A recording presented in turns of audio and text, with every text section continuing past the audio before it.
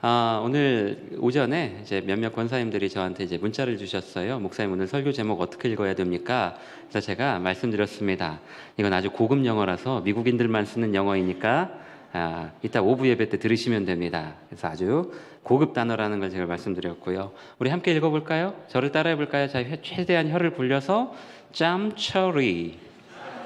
네, 오늘 설교의 제목은 짬처리입니다. 근데 한글로 쓰면 좀 그럴 것 같아서 제가 한번 영어로 그냥 소리 나는 대로 한번 써봤습니다. 그동안 청년 사역하면서 예배를 제외하고 제가 가장 많은 에너지와 그 신경을 쓰는 사역이 있었는데요. 이렇게 이야기하면 다들 뭐 수련회나 양육 프로그램을 생각하실 것 같지만 그렇지 않습니다. 바로 청년들의 연애였습니다. 연애 관리를 제가 제일 많이 신경 썼던 것 같아요. 이제 청년부 공동체 안에서 청년들이 이 교제를 시작했다고 알리려 찾아오면 이제 진심으로 축하하고 축복을 해주었습니다. 그러면서 이제 교회 안의 연애는 굉장히 리스크가 크기 때문에 서로 그 부분만 잘 알고 잘 만나면 좋겠다. 그냥 그 정도만 조언을 했고요. 실제로 이제 청년들끼리 연애를 하다가 좋은 열매 맺어서 결혼까지 가면 참 좋겠지만 그러지 못할 경우에 후폭풍이 있는 사례가 참 많았습니다. 청년들끼리의 갈등은 그냥 애교 수준이었고요. 이제 혹여나 이제 같은 교인 자녀들끼리 연애를 하다가 헤어지면 정말 이제 로미오와 줄리엣 가정이 되는 겁니다. 정말 이제 수습하기가 참 어려웠는데요. 그 모든 것들이 다 이제 언제나 저의 몫이었습니다. 그럼에도 저는 청년들의 연애는 언제나 환영입니다. 제가 좀 어려움이 있더라도 청년들이 제가 그랬던 것처럼 좋은 공동체 안에서 결혼까지 할 수 있으면, 특별히 같은 교회 안에서 또 같은 공동체 안에서 만날 수 있으면 저는 참 좋을 것 같아요. 이 말은 오늘 설교 주제와 관련이 없긴 하지만 이제 저는 앞서 말한 대로 여러분들의 연애를 환영합니다. 진짜 환영해요. 많이 하세요. 네, 많이 하세요. 혹시 마음에 드는 지체가 있으면 용기를 내어서 대시하십시오. 대신에 한 번 대시했다가 상대방이 거절하면 딱 한 번만 더 해보고 거기서 멈추기 바랍니다. 딱 2번까지만. 2번까지는 제가 허용해 드립니다. 이제 상대방이 거절 의사를 표현했음에도 또다시 대시를 하다가 저한테 걸리면 이제 그때부터는 제가 개입을 할 거고요. 그때부터는 또 저와 굉장히 불편해질 거예요. 서로 얼굴 붉힐 일이 생길 수도 있으니까 이것만 잘 지켜준다면 저는 청년들의 연애는 언제든지 환영입니다. 좋은 사람들끼리 만나서 좋은 교제 했으면 좋겠습니다. 근데 예전에 한번 어떤 자매가 연애 문제로 저를 찾아온 적이 있었습니다. 이제 꽤 오랜 기간 동안 교제하던 형제와 이제 잘 안 되어가지고 저한테 굉장히 이제 좀 상한 마음을 가지고 이제 찾아왔는데 심리적으로 어려움을 겪고 있던 청년이었는데요. 개인 사생활이라 자세하게 말할 수는 없지만 이제 그 자매 부모님도 저와 가까운 교인들이셨고 또 결혼시킬 마음까지 갖고 계셨던 터라 이 두 분의 속상한 마음이 굉장히 컸습니다. 그런데 이 친구가 힘들어하던 지점이 이제 딱 한 2개 정도 있었는데 하나는 이제 헤어지는 과정에서 이 형제의 행동과 행보에 이제 좀 석연치 않은 부분들이 좀 있었고요. 무엇보다 이 형제가 이제 같은 교회는 아니었지만 누가 봐도 너무나 신실해 보이는 그런 이제 교회 오빠였던 거예요. 저도 이제 사진으로 얼굴만 봤는데 딱 사진만 봐도 와 진짜 교회 열심히 다닐 것 같은 그런 느낌이었어요. 그래서 이 친구의 실망감과 이제 고통이 너무 컸어요. 아직도 그 친구가 이제 눈물을 글썽이면서 저한테 한 말을 잊혀지지가 않아요. 목사님 왜 제 주변에는 이렇게 쓰레기들만 꼬이는지 모르겠어요. 친구들이 저를 보고 쓰레기 컬렉터라고 놀려요. 막 하면서 이제 저한테 막 우는데 아니야 그럴 수 있어 괜찮아 네 잘못 아니니까 괜찮아. 그럴 수도 있는 거야. 제가 그렇게 위로를 했습니다. 제가 설교 준비하면서 이제 챗GPT한테 교회 오빠가 요즘 어떤 의미로 쓰이니 하고 이제 물어봤습니다. 그랬더니 친절한 챗GPT가 교회 오빠라는 말의 긍정적 뉘앙스와 이 부정적 뉘앙스를 나누어 설명해 주더라고요. 이제 긍정적 뉘앙스는 교회에서 만나는 따뜻하고 배려심 많은 남자라는 의미를 가지고 있고 이제 부정적 의미로는 겉으로는 착한 척 순수한 척 하지만 속으로는 계산적이고 못된 사람이다 라는 의미로 요즘 시대에 쓰인다고 합니다. 제 말이 아니라 챗GPT가 그렇게 얘기를 해줬어요. 여러분 넷플릭스 드라마 더 글로리에서 등장했던 나이스한 멍멍이라는 말이 한창 유행하던 시기가 있었습니다.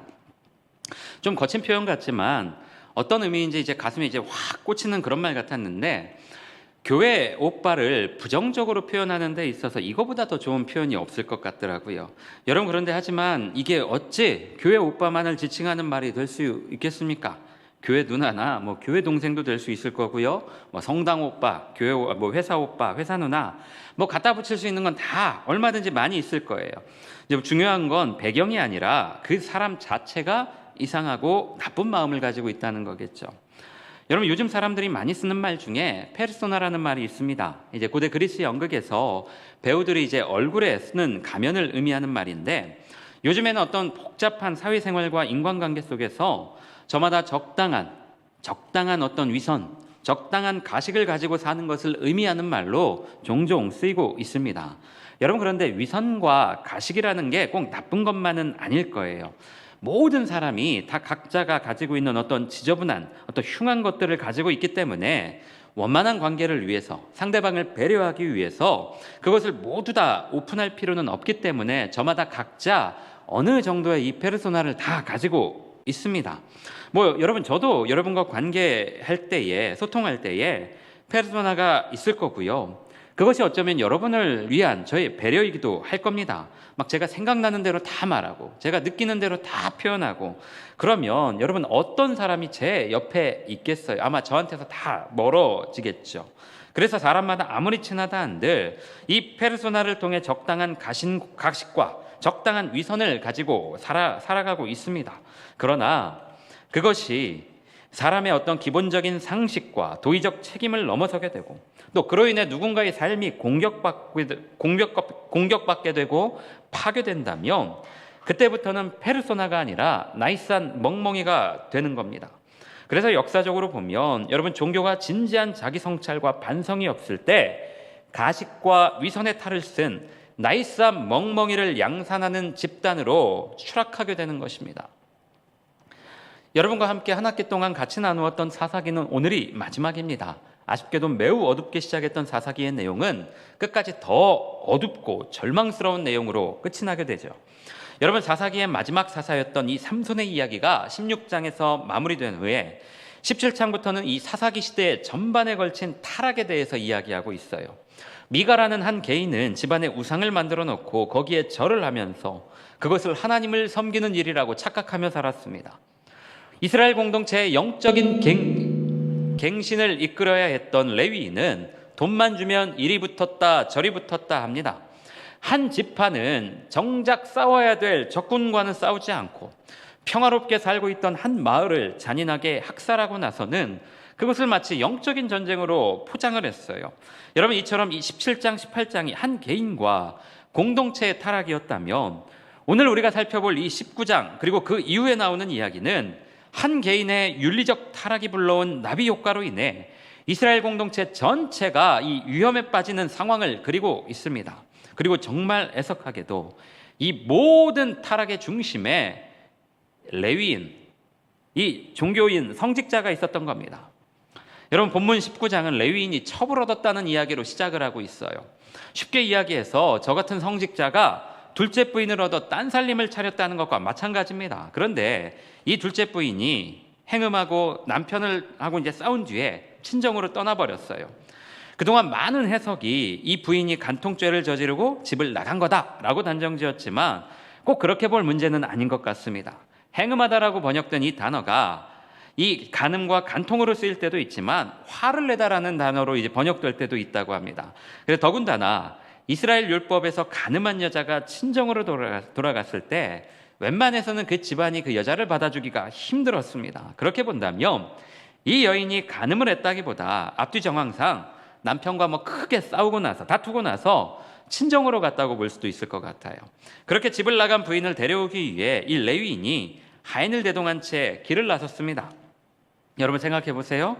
미가의 사설제사장이 되었던 레위인을 생각해 보면 여러분, 그 사람은 생계가 어려워서, 생계가 안 되어서 여기저기 떠돌아다니다가 우리 집으로 들어와라 하는 이 미가의 제안에 옳다구나 하고 그 집으로 들어갔는데, 여러분, 오늘 본문에 나오는 레위인은 형편이 괜찮았는지 하인까지 대동하고 있습니다.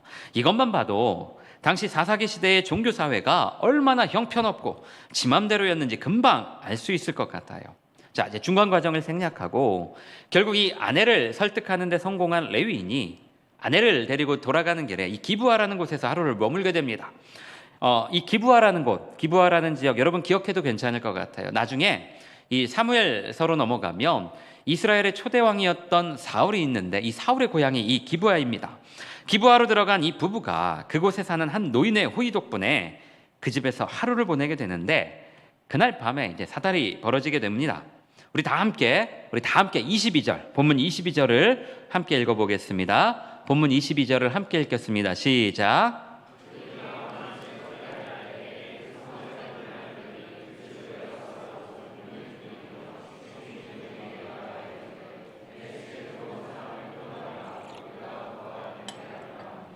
여러분, 기브아 지역의 불량배들이 노인의 집에 몰려와서 방금 니네 집에 들어온 사람들을 끌어내라고 협박을 한 거예요.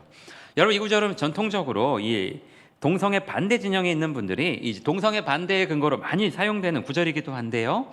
이 기브아 건달들이 이 레위인을 끌어내서 뭔가 성관계 맺으려고 했다는 해석이 지배적이지만 또 다른 해석도 있습니다. 뭔가 그 당시 사람들이 모욕적으로 여기고 수치스럽게 여기는 일들을 행하려고 했다라는 해석으로 또 많이 쓰이기도 합니다. 그런데 어쨌든 그 건달들의 요구에 이 노인이 협상안을 제시한 게 뭐였냐면, 나한테 아직 시집가지 않은 딸이 있고 또 이 남자의 이 첩이 있으니까 이 여자 둘을 내어줄 테니까 니들 마음대로 하라는 것이었습니다.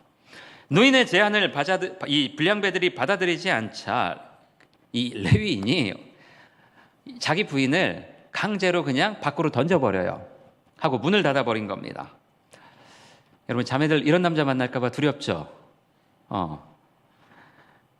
여러분, 그렇게 그 부인이 밤새도록 불량배들에게 윤간을 당하고 새벽 미명에 겨우겨우 도착했지만 결국 그 문 앞에서 새벽 내내 아침까지 방치되었다가 목숨을 잃게 됩니다. 여러분, 가끔 사사기를 읽다가 보면 너무 이 하드코어한 내용 때문에 마음이 힘들 때가 있는데요. 여러분, 지금까지는 몸풀기에 불과했어요. 이제 지금부터가 진짜입니다. 아침이 되어서야 자기 부인이 죽었다라는 사실을 한 레위인이 자기 부인의 시체를 토막내어서 그걸 이스라엘 지파들에게 보내요. 그리고 이 일로 인해 베냐민 지파 일대 나머지 11개 지파 연합군 사이에 엄청난 살육전쟁이 벌어집니다.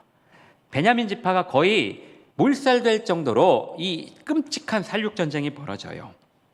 여러분, 오늘 본문 19장에 등장하는 가장 강력한 빌런은 그냥 딱 본문을 직관적으로만 보면 기브아의 건달들입니다. 이들은 자기 지역에 들어온 손님을 능욕하고 모욕하려고 했고요. 이것은 이스라엘 율법에 심각하게 위배되는 일이기도 했어요. 그냥 갑자기 남의 집에 쳐들어와서 오늘 들어온 사람들 끌어내라 협박하고 여자를 능욕한 그냥 삼류 양아치 집단이었어요. 여러분, 그런데 이들보다 더 나쁜 건 지금 레위인입니다. 위험에서 벗어나기 위해 자기 와이프를 불량배들에게 마치 그 맹수에게 먹이 던져주듯이 던져버렸어요. 겁탈당하고 돌아온 부인이 거기서 쓰러져 죽었다라는 것은 여러분, 새벽 내내 이 레위인이 단 한 번도 밖으로 나와보지 않았다라는 겁니다. 그냥 잠만 잤다라는 거예요.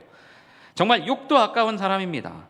여러분, 그런데 이 기브아의 건달들이나 레위인이 한 짓은 자취하고서라도 오늘 과연 이 노인의 행동은 과연 정상적이었을까요?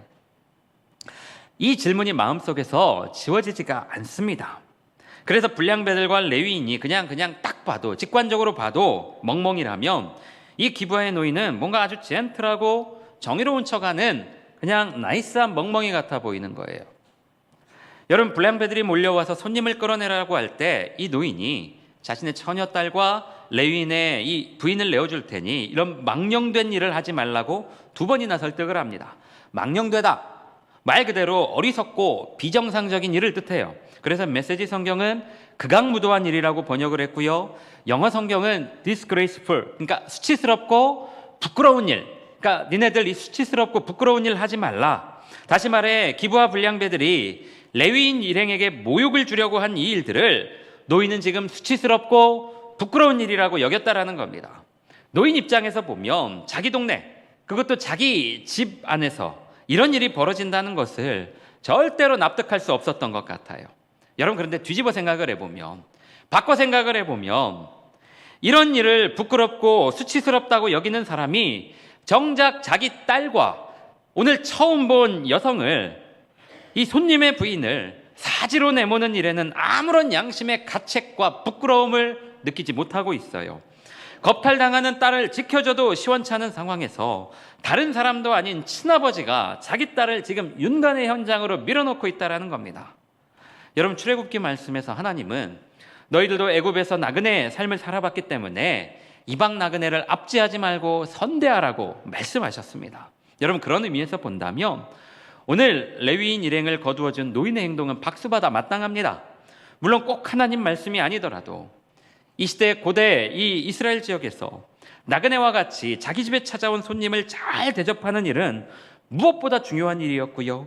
이것이 그 사회를 지탱하는 공동체의 윤리이기도 했습니다. 그런데 정작 공동체의 윤리를 지키기 위해 한 개인의 인격과 존엄은 너무 쉽게 무너지는 것을 여러분, 오늘 본문은 고발하고 있습니다. 자기 집안의 이 명예를 지키겠다고 여성을 사지로 몰아넣는 이 행위가 여러분 눈에는 과연 지금 정상적으로 보이나요? 이것을 우리가 정의라고 표현해야 되나요? 오늘 본문 말씀은 보통 그동안 어떤 이 그릇된 성윤리나 종교인들의 타락에 대해 주목하면서 그냥 그 정도 범위 내에서 설교되어졌습니다. 여러분, 그런데 분명 그것도 중요합니다. 중요하지만 그것보다 더 중요하게 우리가 봐야 될 부분은 이 사사기 시대가 문제를 해결해가는 그 과정이에요. 문제를 해결해가는 그 방법입니다.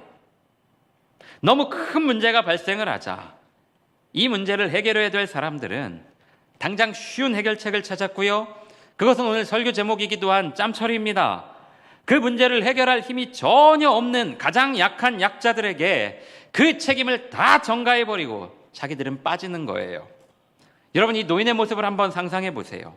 기브아 지역 어느 누구도 레위인 부부를 맞이해주지 않는 상황에서 이 노인은 유일하게 그 레위인 일행을 환대하고 자기 집으로 데리고 왔습니다. 본인도 하루 종일 밭에서 일하고 돌아왔기 때문에 피곤하고 힘들었을 텐데 그는 나그네를 환대하라는 이 율법의 명령을 지키기 위해 힘든 일을 기꺼이 감당했어요. 누가 봐도 정의롭고 나이스한 사람입니다. 그러나 위험한 상황이 닥쳐오자 자신이 생각하는 명예와 정의를 지키기 위해 가장 힘없고 연약한 사람에게 짬처리를 시키는 거예요. 어제 리더십 성경 공부 마지막 질문이 제가 이런 질문을 썼어요. 거기다 이 기브아의 불량배들, 그리고 오늘 이 레위인, 그리고 이 노인 중에서 가장 여러분이 생각하는 가장 강력한 빌런은 누굽니까? 그래서 각자 이제 자기가 생각하는 가장 강력한 빌런들을 이렇게 이야기를 했어요. 여러분 생각할 때는 오늘 이 세 그룹 중에 누가 제일 악당입니까? 제일 강력한 빌런인가요? 아마 대부분 레위인 아니면 이 불량배들을 말할 겁니다. 마치 지금 잔뜩 독이 올라있는 맹수들에게 자기 와이프를 먹잇감으로 던져준 것도 모자라서 그녀가 당하고 있는 동안 새벽에 겨우 돌아오기까지 단 한 번도 밖에 나와보지 않고 잠만 잔 사람이 레위인이에요. 남의 고통과 어려움에 전혀 공감하지 않는 전형적인 이 소시오패스죠. 또 자신들과 아무 상관없는 사람들에게 묻지마 폭력을 가하려고 했고, 그게 잘 안 되니까 결국 여성 한 명에게 자기의 욕망을 다 풀어내버린 기브아의 건달들도 뭘 레위인에 뒤지지 않을 겁니다. 여러분, 그런데 저 개인적으로 제가 보는 가장 나쁜 사람은 노인입니다. 앞선 두 그룹은 그냥 직관적으로 봐도 빌런이에요. 그 어떤 설명이 필요하지 않아요. 그러나 노인은 지금 마치 자신은 지금 공동체의 명예와 전통을 지키는 의로운 사람인 척 말하고 있어요. 그 명예와 전통을 지키기 위해 자신은 아무런 희생을 하지 않으면서 가장 힘없는 사람에게 이 고통과 위기를 전부 떠넘기며 짬처리를 하고 있어요. 그럼에도 이것을 부끄러워하지 않아요. 앞선 불량배들과 레위인이 그냥 액면 자체가 멍멍이라면 이 노인은 그냥 나이스한 멍멍이인 것 같아요. 평소에는 너무 정상인 같고 정의로운 사람 같은데 자세히 봐야, 그리고 결정적일 때 그 마음의 본능이 드러나는 사람이었습니다. 여러분, 저와 여러분이 이 12주 동안 함께 살펴본 사사기의 내용은 그 땅의 주인이 되라고 보내신 땅에서 주인은커녕 다시 노예의 삶을 살게 된 이스라엘 백성들에 대한 이야기였어요. 가나안의 주인이 된 게 아니라 되려 가나안의 문화에 종속되는 결과를 가져왔습니다. 서로 사랑하고 나누고 배려하고 약자를 돌보라는 하나님 나라의 가치와는 정반대로 철저히 약육강식으로 뺏고 빼앗기는 이 피라미드 구조에 지배받으면서 그들은 철저하게 짬처리에 익숙한 사람들이 되었어요. 자신들의 명예와 이익을 위해 어떻게든 더 자주, 더 많이 이 짬처리를 시키는 것이 유능함과 똑똑함으로 여겨지는 세상에서 사는 것이 익숙해져 버린 사람들 틈에서 그들은 다들 멍멍이 아니면 나이스한 멍멍이가 되어가고 있었고요. 이것이 바로 사사기의 가장 큰 비극이기도 했습니다. 여러분, 2주 전에 어떤 청년이 성경 공부 마치고 저한테 이런 질문을 했어요. 여러 가지 질문을 했는데 다른 것보다 목사님, 정말 교회가 사랑의 공동체가 맞습니까? 제가 그날 국내 선교 답사 때문에 평창에 가야 돼서 이제 대답은 못하고 이렇게 듣고만 하고 이제 떠났는데요. 평창 오고 가는 내내 제가 그 질문이 마음에서 떠나지가 않더라고요. 그리고 설교 준비하는 2주의 시간 동안 솔직히 설교하는 지금도 이렇게 마음에 남아 있어요. 잘 떠나지가 않습니다. 여러분, 한번 제가 물어볼게요. 교회가 정말 사랑의 공동체입니까? 교회가 정말 사랑의 공동체 맞습니까? 저도 그 말에 쉽게 당연하지라는 말이 잘 안 나옵니다. 생각해보면 이미 한번 교회를 떠났다가 다시 돌아온 제 입장에서 그래도 교회는 좋은 곳이고 또 좋은 곳이라고 말하고 싶어요. 다만 지금이야 이렇게 말할 수 있지만 저도 지금 내가 가는 이 길 끝에 빛이 있을까? 내가 가는 이 길에 끝이 있을까 생각했던 시간들이 있었어요. 돌아보면 사랑 없는 교회, 사랑 없는 사람들에게 실망하고 고통스러워서 죽을 것 같이 괴로워할 때가 있었습니다. 교회가 돈이 많고 힘이 있으니까 엄연히 법적으로 금지되어 있음에도 불구하고 담임 목사직을 자기 아들이나 사위에게 물려주는 현실을 보면서 과연 우리나라 교회에 희망이 있을까 생각했던 적도 있었고요. 또 더 고통스러웠던 건 그런 현실에 아무것도 할 수 없다라는 그 무기력함과 나도 막 탈탈 털면 털릴 게 많을 텐데 내가 이런 말 할 자격이 있나, 저에 대한 그런 좌절감과 무기력함이 저를 너무 고통스럽게 했던 적도 있었어요. 입만 열면 서로 사랑해야 된다고 말하는 목사들이 제일 사랑이 없고, 조금만 뭔가 도드라지면 질투하고 시기하고 정치질하면서 상대가 조금 약한 모습 보이거나 틈을 보이면 서로 물고 뜯으려는 그 모습에 환멸을 느끼기도 했어요. 후배들에게 온갖 짬처리를 다 시키면서도 자기는 늘 좋은 대우만 받으려는 모습을 보면서 도대체 저 사람은 왜 목회를 하려고 하는 걸까 하는 그런 생각 때문에 고통스럽고 괴로워할 때가 있었습니다. 여러분, 오늘 이 영상은 큰 이변이 없는 한 지워지지 않을 거고요. 그래서 어쩌면 오늘 이 말들이 저의 족쇄가 될지도 모릅니다. 이렇게 누군가를 저도 비판하면서 살아왔는데 저도 언젠가는 비판의 자리에 서지 않겠어요? 저도 그 비판의 자리에 한번 서야겠죠. 어쩌면 저에 대한 검증이 이미 시작되었는지도 모르겠죠. 남은 신나게 까면서 저 자신은 비판의 자리에 서지 않으려고 하고 피해간다면 여러분, 그것보다 더 가식적이고 위선적인 게 어디 있겠습니까? 그래서 가끔 하나님께 기도할 때 이런 기도를 할 때가 있어요. 하나님, 혹시 저에게 기회를 주셔서 제가 좀 활발하게 제 목회를 할 수 있는 시점이 오면 적어도 제 곁에 있는 사람이 저 때문에 죽을 것 같은 마음의 고통을 겪지는 않았으면 좋겠습니다. 제가 좀 일은 못하고 좀 부족한 면이 있을지라도 제 옆에 있는 동역자들과 성도들이 저 때문에 죽을 것 같은 고통, 마음의 고통 속에서 사는 일이 없도록 제가 좀 가까이 있는 사람들을 아끼고 케어할 수 있는 그런 사람, 그런 목회자가 됐으면 좋겠습니다. 저는 그렇게 기도하고 있고요. 이렇게 저의 검증이 이미 시작되었고 저는 그 사랑이라는 노력에 제일 앞장서는 사람이 되고 싶은 소망이 있습니다. 사랑하는 청년들, 오늘 여러분들에게 한 번만 더 질문해 보고 싶습니다. 지금 저와 여러분이 속해 있는 이 교회 공동체, 우리 청년부 공동체는 정말 사랑의 공동체입니까? 여러분 마음속으로 한번 대답해 보세요. 우리가 정말 사랑의 공동체인지, 물론 어떤 게 사랑의 공동체의 정의인지 아직 저도 이렇게 확실하게 이거다라고 정의 내리기는 좀 어려운 것 같아요. 그런데 생각해보면 그렇게 대단한 것 같지도 않아요. 어마어마하게 대단한 걸 요구하는 그런 정의는 아닌 것 같아요. 며칠 전에 제가 예전에 교회 사역할 때 만난 청년 한 명이 찾아와서 같이 점심을 먹은 적이 있었어요. 오랜만에 연락 줘가지고 한번 와라 해서 점심 같이 먹었는데 그 친구가 이런 얘기 하더라고요. 그 친구가 이제 새가족 팀장 사역하던 청년이었는데 어떤 최근에 세 가족 한 명이 자신의 기도 제목을 나누다가 이제 이상한 소문이 들어서 이 이상한 소문이 돌아서 이제 그게 이제 자기 귀에 들려와 가지고 이제 굉장히 마음에 큰 어려움이 있었다는 이야기를 했는데요. 제가 그 이야기 듣다가 그냥 우리 청년부 생각이 났어요. 우리는 어떤가? 우리는 어떨까? 여러분 어떻습니까? 여러분 지금 제가 뭐 이렇게 들은 얘기가 있어서 그런 게 아니라 진짜 궁금해서 그러는 거예요.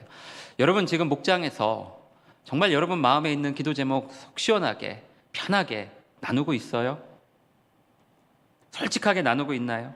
또 누군가 내가 좀 이해하기 어려운 이야기를 할 때 그래도 좀 편견 없이 한번 들어보려고 노력하고 있나요? 우리 목장 지금 어떻게 되고 있는지 제가 잘 모르겠어요. 여러분이 한번 스스로 생각해 봤으면 좋겠어요. 여러분 어떻게 보면 우리는 참 편한 세상에 삽니다. 조금만 나하고 안 맞으면 바로 전화, 카톡 차단해도 되고요. 카톡 프로필도 멀티 프로필로 이렇게 만들 수도 있고요.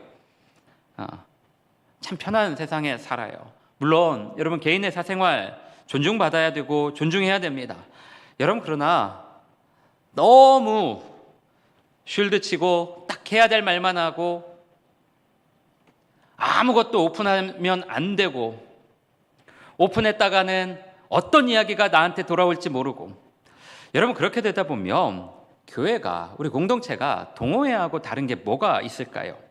우리 공동체가 겉으로는 사람이 아무리 많아지고 좋은 프로그램을 많이 한다고 한들 이곳에서 자기의 솔직한 기도 제목 한번 나누기 어렵고 또 주저되고 솔직한 이야기 한번 하기 어렵고 혹시나 또 다른 말 들을까 봐 걱정하는 사람들이 여전히 많이 있다면 여러분 우리가 정말 사랑의 공동체라고 말할 수 있겠습니까? 더 나아가 이 땅의 교회가 입만 열면 하나님 사랑을 말하면서도 여전히 나만 돋보이고 싶고 나만 인정받고 싶어서 나보다 연약한 사람에게 연약한 지체에게 짬처리하는 기술만 능숙해지는 교회가 된다면 사람들이 과연 그리스도의 사랑을 교회에서 발견할 수 있을까요?